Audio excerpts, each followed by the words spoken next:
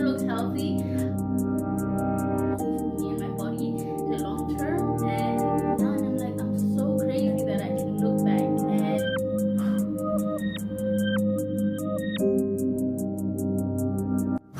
alright, are we ready? Are we ready to go? Hey guys, what's up? Welcome back to my channel. My name is Insecurities. For those of you who do not know me, and currently you are on the Body Diaries section of my channel. Body Diaries is a series on my channel which I've compiled that basically talks about your body insecurities, confidence, and everything in between. Basically how society has really conditioned us to think in a specific way about our bodies. And yeah, we are here to really unfold all of that. And as you can see by the title, today we are going to be talking about my personal insecurities. And to make it even more chill, I have a candle and some coffee, which I'm going to light now. Let's get into it. Let's already, ooh, I almost got my finger off. Okay, good. So this is a peach and dandelion scented candle from Typo. It's the #1 if you're keen to know. And yeah, let's get into this because I'm so excited. So I'm gonna start off with my personal journey and basically when I first became aware of my own insecurities and my own body. And if I think about it, I think the very first time where I first took notice of looks and basically who I am and my body was at around 8 years old. I think I was in grade 2, and that's when the whole, I don't want to say white girl aesthetic, but white girl aesthetic was a thing, and that's basically all we saw on media. And I remember seeing my lips. I think that was the very first thing I noticed about myself that was different to what I was seeing on media, is that my lips compared to Bobby's were not that great. And I think back, okay, not that they weren't that great, but like they were very different. They were very obviously a lot bigger, and really the only thing I could relate myself to was breasts. And thank God for the representation, which is something I honestly still today there isn't enough representation for different types of bodies and different types of looks, which it annoys me. But that was the very first time I think I became very aware of my looks. And back then it wasn't even an oh my gosh I'm 8 and I'm insecure about my lips. It was more of a oh my gosh my lips are bigger than everyone else's. I kind of look like a fish. I'm kind of embarrassed. It's not something I am too proud of. And back then it didn't really click that hey look, you're black and these are your genetics and that is just how it is. But now I'm happy that we have, I'd say, representation, but it's a trend right now. Big lips are a trend right now. At least it's there for the kids who are growing up right now, you know, and at least it's something they can see in themselves and in the media. And yeah, that's basically the first time I remember being aware of my body and kind of self-conscious about it. Another thing, I think around that time, for those of you who don't know, I don't have much of a behind, like I have no butt, and that was an aesthetic thing too, like it was a thing. So that's something I'd be proud of. I'd be like, oh, you know, like how there's like a little curve. I don't know, I was proud of looking more white and more Western, because I mean a smaller behind it is more predominant in a Western genetic pool. So that's something I was proud of, and I was like, oh, my figure looks like a white woman figure. And basically I was not even fully grown into my body. I mean, I was in grade 2. So I think the next time really that I became aware of my body, like actually physically and body wise, was in around grade 6-ish. Yeah, it was around grade 6-ish. It was swimming season. I lived in Durban, so it's not something you could outrun. And I remember noticing that I had the thickest thighs, and it's not like I was the chubbiest kid. So I couldn't understand, because there were girls who were a bit bigger than me but their thighs were smaller, and that's because of like the genetic makeup. I was genetically, like my genetics distribute fat to my thighs. I've just accepted it. It only hit me last year when my mom actually said, yo, you know, you're African and I have big thighs, your aunts have big thighs, you trying to get skinny thighs?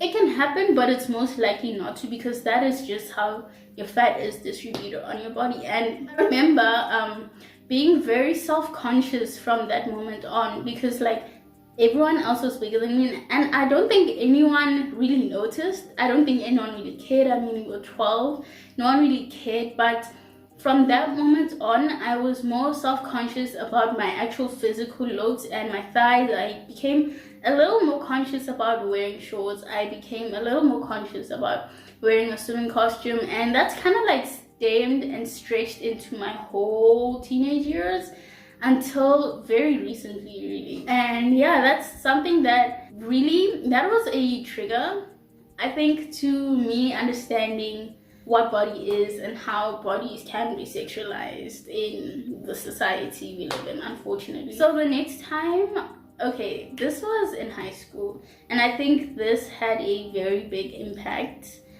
on me and my confidence as a person, because it knocked me down hard. Previously, I didn't really care enough to pay attention to it, but in grade 9, 10, I remember the skinny nose thing was a thing, and mine isn't.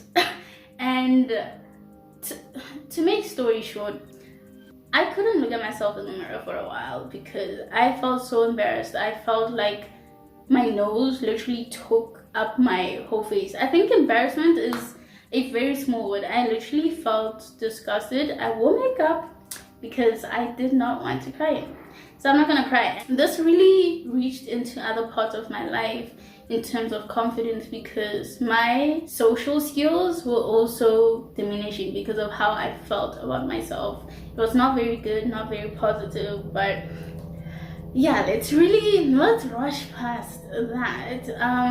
It was a very, very sad time in my life. It was a very negative time in my life, and now looking back at it, I'm just like, dude, your nose is amazing. It's actually now my favorite feature. There is a helicopter passing by. Now I'm like, girl, are you mad? Your nose makes your face. Like, it puts everything together, and it's literally my favorite feature on my face. If anyone asks, and it's crazy how that switch happened, because it was literally the worst thing on my face. Well, that's what I thought. And it was something that really tore down my confidence for a good 2-3 years. And that's something it really became a very big part of who I am today. And it also stemmed into other things, such as my body image, because I came to a point where I focused on everything else besides my face and my nose. And at the time, being skinny, being skinny was such a thing. Remember when triangle bikinis were a thing, and they were all over Instagram, and you'd see girls with like thigh gaps and no booties, no booties, literally really small. I mean, there's nothing wrong with it if that is your genetics and that is how you look and that's how you prefer to look. Cool. But for me, it doesn't apply to me because that's not my genetics, all right? But back then, there was so much pressure to be small, and I took all that energy from hating my face to my body, and I literally did everything I could to keep myself small until I didn't care anymore. And I was like, you know what, peace out. I'm gonna eat as much as I want. I don't care at this point in time because I'm just so sad about how I look. And I expanded, and I don't know whether I should blame like hormones and growing up or the fact that I didn't care, but I expanded and stretched until matric. And I remember there was actually a point in time when I was like, okay, matric is coming up, I need to get a nice dress. And I mean, it's something I'd always really thought about, but I didn't really make much action towards getting myself smaller. And I remember actually buying a smaller sized matric dress just so I could fit into it, like at the beginning of the year. That's what I did, and I remember working so hard to fit into this dress, which is kind of sad because you should never work to fit into a dress. Like, a dress should fit you, and you know what I mean? Like, you should never as a person, especially if it's not in good intention, if you're not trying to get healthier but rather trying to attain a certain look that isn't really contributing to your mental health, yeah, no, that is not a good way to go about it. No.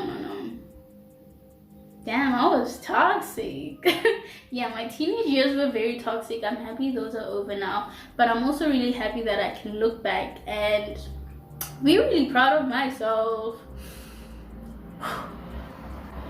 Be really proud of myself of how far I've come and how much I really appreciate my body right now for what it is, and how much I now look at health over aesthetics and over looks a lot more. And I'm just at a point in my life now where I just want to do what's right by me. I don't want to do things for aesthetics only, or just because it looks good, but because it's actually healthy for me and my body, and it's gonna reward my body in the long term. And yeah, that is my story of insecurities, really, and how my journey looked like and where it all started and why we're here right now. So now I'm going to share with you guys how I was able to overcome and really work through my insecurities and how I am where I am right now. So the first thing I would say is I actively made a choice that I'm going to love my body in whatever shape and whatever size it comes. And that is because looking back at the times where I felt my worst and I was my smallest, I felt my ugliest and my biggest. And I think about it now and I'm like, I'm so crazy. Why didn't I appreciate my body in the teen times as it looked like a teen body, you know? Because now I'm just like, dude, you were fine. Like, there was literally nothing wrong with you. It's taught me to now appreciate what I have right now, because I could look 5 years from now in the future and appreciate my body more than I would have. Oh, that doesn't make sense. The future me, like 5 years from now, could look at me right now and really love my body for what it is right now. And I could be hating on myself right now, which essentially means that I'll never really love or appreciate my body, do you know, until the time has passed and I feel like I'm at a worse state. I don't know if that makes sense, but yeah, I've learned to appreciate my body in whatever shape and size it comes. And because it does so much for me, studying biology literally opens my eyes so much. I get so amazed. I'm like, dude, your body does so much for you. It's literally running 24/7. It's been since the day you were born and even before that. So to just honor your body and to appreciate it is the least we can do. The second thing that I did was to honor my body. I've been working out, eating right, you know, all the, I don't want to say basics, but like all the things that we've been preached to do. But now I'm not doing it out of I want to look aesthetically pleasing for the time now and what's on trend now, but I'm taking care of my body long term. Like, I'm taking care of myself long term. And taking care of your body physically also stems into your emotional and mental health, because those things are so intertwined. If you mess up one section, it's more likely to leak into another. So honor your body, do your body right, go get outside, take a walk, eat right. I've recently become vegan for personal reasons such as like intolerances, and it just made sense for me. And it was my way really of honoring my body and saying, you know what, I'm gonna take you seriously like I take everything else. Okay, maybe not everything else in life, but like some things in life that are important to me, and you're important to me. I'm gonna have you for the rest of my life, so I'm gonna commit to you. And yeah, okay guys, I have to tell you, this is not gonna be an easy, I decided today that I'm gonna love my body and tomorrow you're gonna be fine. This is going to be challenging because everything around you is gonna tell you something different, especially trends, because those things are constantly changing. Trends are literally a money scheme. It's a money making scheme. Literally every single 3 to 4 years there's a new look that people are looking for. So if you're going to be working towards loving yourself, you need to remember that you are gonna have to cut out what's going on in social media and trends in terms of what looks good and what looks healthy. And what looks healthy, that's a topic for another day, but it's not gonna be easy, I'll tell you that. It took me years to unravel everything and to kind of reverse all the thinking that has made me, or that made me who I was. And yeah, you're gonna have to talk to yourself nice. You're gonna have to talk to yourself nice. You're going to have to say it out loud. You're gonna have to talk to yourself nice. And can we please stop with the negative self-talk, because that doesn't help. That doesn't help. That does not help anyone or anything. And appreciate compliments. You know, like if someone says you look good, or I don't know, they say, I don't know, anything. If they give you a compliment, accept it and not reject it. At the back of your mind, I take a compliment and actually receive it and appreciate it and be like, yes, you're right, I do look good, girl. Like, I do look good. Okay, now I'm gonna tell you guys how to become more comfortable in your skin. And contrary to the statement, you need to become uncomfortable. If you know that you feel very insecure about your legs and that they might be too big or too small, you're gonna wear shorts. You're gonna have to expose yourself to uncomfortable situations that are gonna make you step out and own your body and own your thighs in whichever shape and form they come. This comes with your stomach too, your arm flats, anything that you're insecure about. You're going to want to highlight that, and it's gonna feel uncomfortable. You're not gonna want to, but that is the only way you're gonna grow, and that's the only way you're going to be comfortable and accept your body for what it is and all the good stuff that it brings. So yeah, that is my chat for today. That is my insecurity journey, really compressed. And I hope you guys like this chat. I hope you guys enjoyed it. If you want to see more of this kind of content on my channel, definitely make sure to leave a comment down below. Let me know you like it by liking it and sharing it, and don't forget to subscribe to my channel, because that tells me I am doing something right. Thank you for watching this episode of Body Diaries. I will see you in the next video. Lots of love, guys. Be kind to yourselves and to other people, and always act out of love and good intentions. I'll see you in my next video.